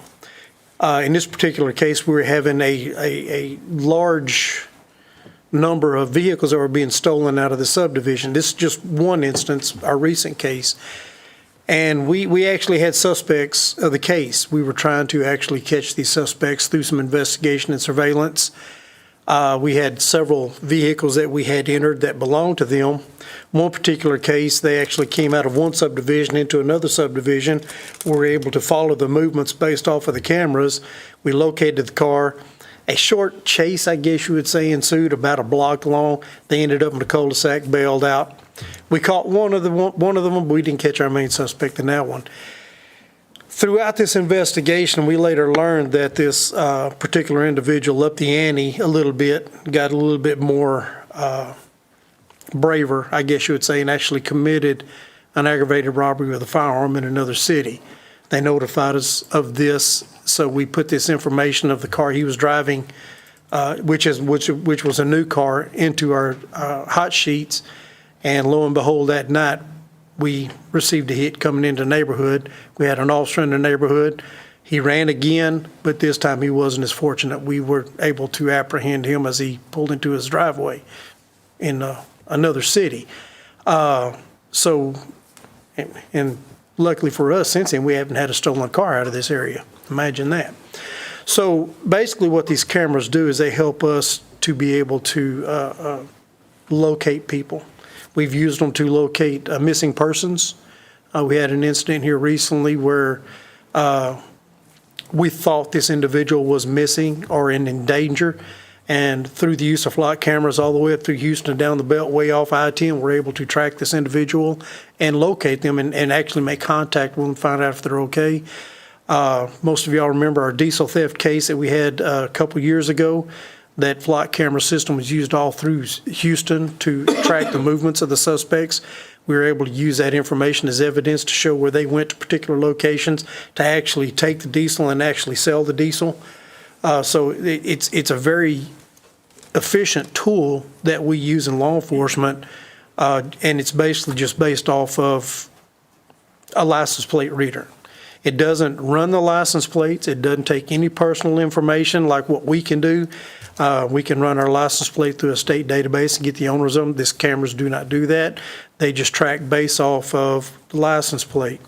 Another option to it is if we don't have a license plate and we just have a make and model of a car, even the color of a car, we can enter that data and it will hit us with alerts every time a similar car of that nature goes through, and it allows us to get license plates based off of those hits, and we can track suspects based off of criminal activity just by using that data. What we brought this tonight for was discussion on the purchase of more cameras to put within the city limits for cities, on our city streets, and also a grant program to assist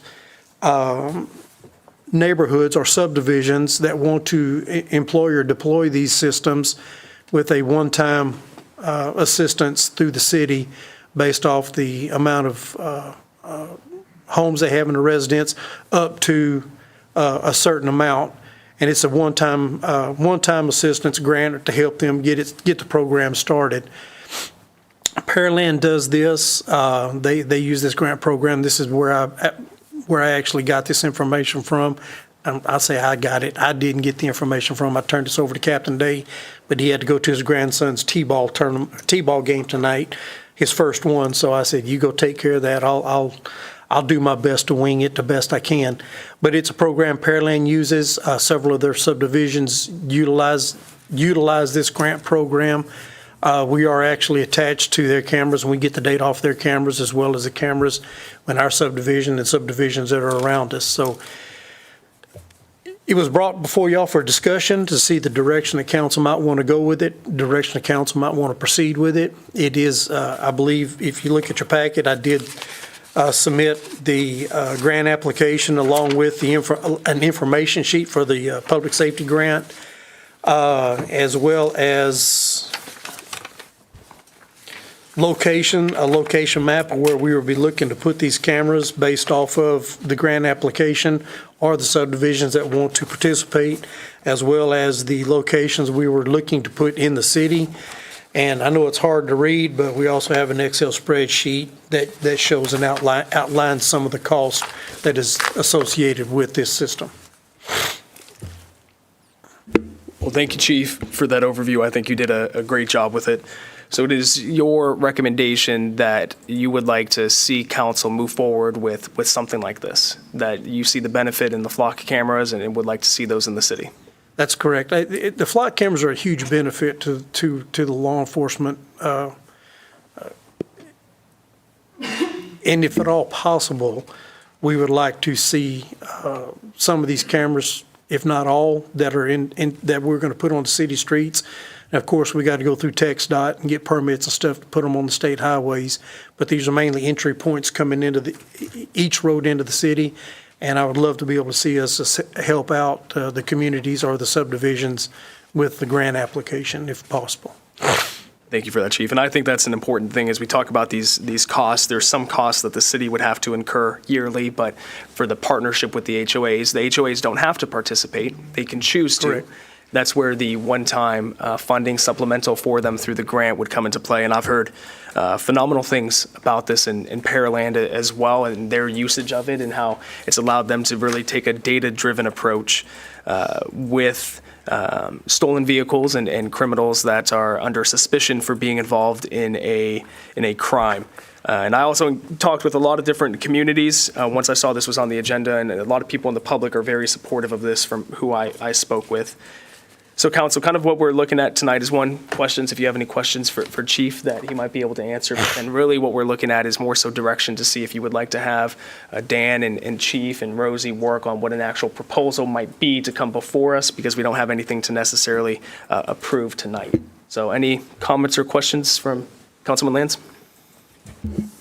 I'm all for this, obviously. Anything our police officers need, we need to give to them. You said it reads license plates, but it doesn't go into personal information.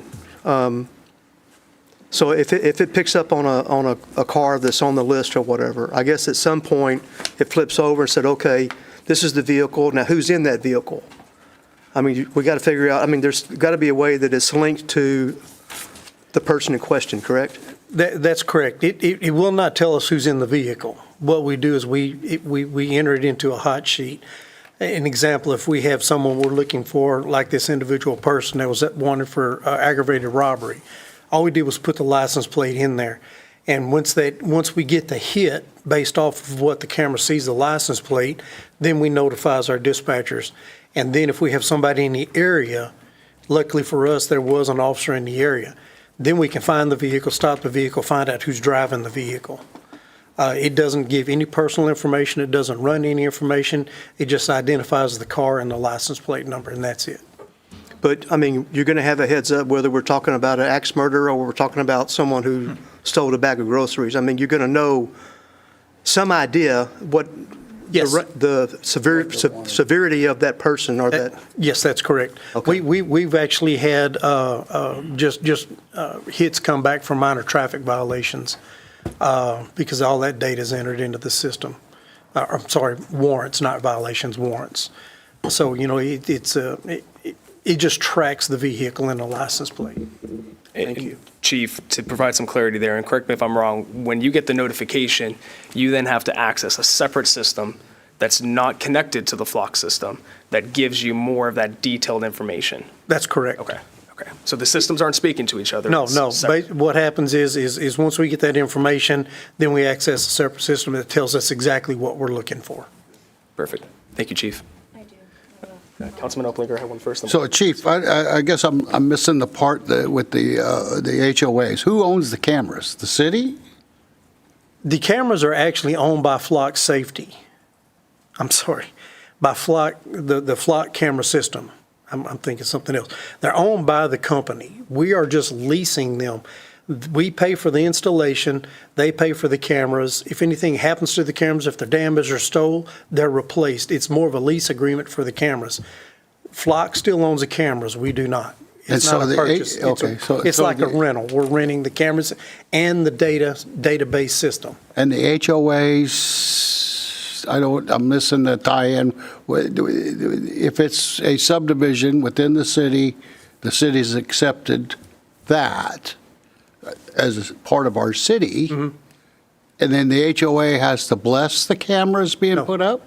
No, the HOA, if the HOAs want to participate in the program, then they fill out the grant application, and then we find, based off of the population or the rooftops of the subdivision, up to a certain amount, we will assist in the one-time purchase or the one-time yearly fee for those cameras. After the first year, then they would start picking up the annual maintenance and the annual cost. It's an annual cost for each one of these cameras.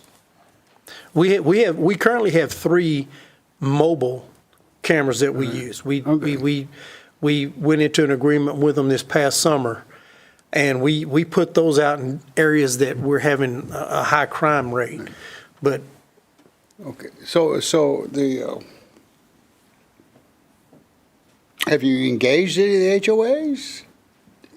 we have, I have the HOAs sending me emails regularly. The one HOA where I'm talking about in particular has reached out to us. They're wanting to put more cameras up in different points of their subdivision. But we haven't really reached, I have had another email just the other day of another development that's still building right now that was interested in this. But we haven't really gone out to each HOA yet and said, hey, here's our program, because we didn't know if this is what council wanted to do. Now, if council comes up and says, yes, we want to do this and we approve this grant program, then we will start reaching out to the HOAs with our proposal. And if they want to participate in it, it's completely up to them. But we're going to try to cover all entrance and egress points of the city. I love this. I'm 1,000% for it. Even, I don't know what the cost is. I looked a little bit at some of it. It looks like $1,200 per camera. But I love it specifically because sex trafficking and child sex trafficking is a huge thing, and it's growing more and more here in the Brazoria County. And we just saw a little 12-year-old girl down the road went missing and was found with a man that she shouldn't have been with. And it's cases like this or systems like that that help. Every moment is critical when a child goes missing or somebody is abducted. And so I think that something like this is crucial to have here because everybody else has it around us. And if that person comes through Manvel and, well, we don't have a flock system, so good luck. I mean, I'm for it for that specific reason and for cutting crime down, obviously. So thank you so much for bringing this for us to discuss tonight. Thank you, Councilwoman Sarmiento. And Councilman Oplager, to speak to your point about the partnership with the HOA, so the city would cover our key entrances and exits. So we have all of the ingress and egress covered. An HOA might decide that's good enough for them. But if the HOA wants to take on the reoccurring cost to have targeted points covered for the entrances to theirs, you know, we'll help you out a little bit with that, but that is a cost that you'll have to carry yearly moving forward after that. One neighborhood has already been proactive, as Chief mentioned, in doing that, and this is an effort for the city to encourage other HOAs to continue to keep our community a safe community for all. Thank you. Oh, Councilwoman Sarmiento, please. I'm trying to find here, are we going to have these in front of the schools? Like on McCoy, is that projected? No. Could we? We are looking at, eventually, there will be some on Highway 6, there'll be some on, just looking at the high school. If everything goes to plan, there'll be some on Highway 6, there'll be some on Meridiana, there'll be some down on the end of McCoy, down on the other side of Lakeland, if it goes that direction. But just to put them up around one particular school, it kind of defeats the purpose. I mean, we're going to catch them either way they go. I'm thinking more of on McCoy to capture anybody coming through and from the middle schools for sex trafficking reasons. Because nowadays, I mean, that's a ground. Somebody could be driving by. We can put them wherever council likes to put them. I don't have a problem with it. But again, there's going to be a cost to it. Okay. We have to look at that cost. Maybe this is something we can talk to Alvin ISD about, them coming to the middle to protect the kids. Only because I know of incidents here at Manvel High School. Let us put something together as far as where we could put the cameras, and then we can add that into the overall scheme of things to see exactly where we're at with it. I agree with you 100%. If we can make it happen, we will make it happen. Thank you. And the nice thing for the public to know about this is there's been a proven case study with the city of Pearland, just to the north of us, that it's shown to be a very effective approach. And, we either keep up with the times or we get left behind. And I don't want, just like Manvel with animal control, I don't want our city to be known as the one that doesn't have these cameras and thus be the one that you come in and commit the crimes.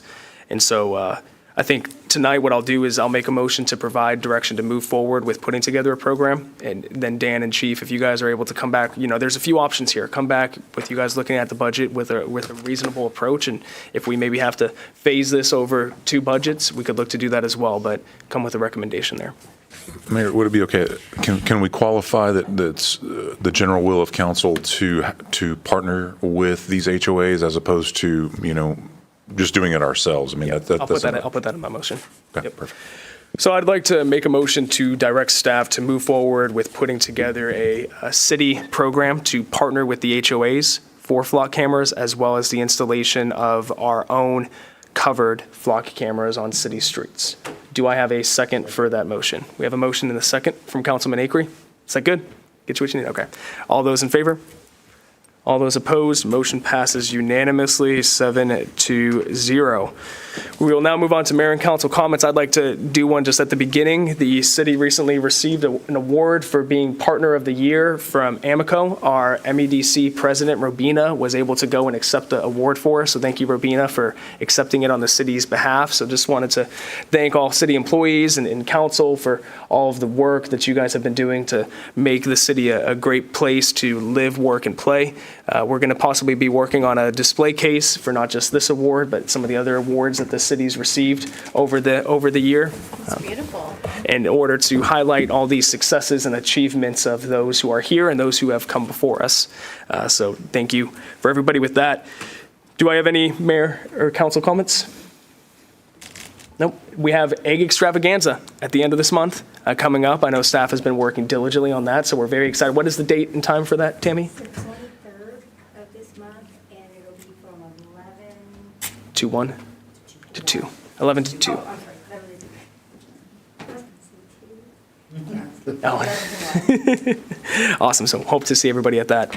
All right. Looks like Oh, I'm sorry. If anyone wants to come and put candy and eggs, we've got about 7,000 eggs. The community, get the kiddos out here.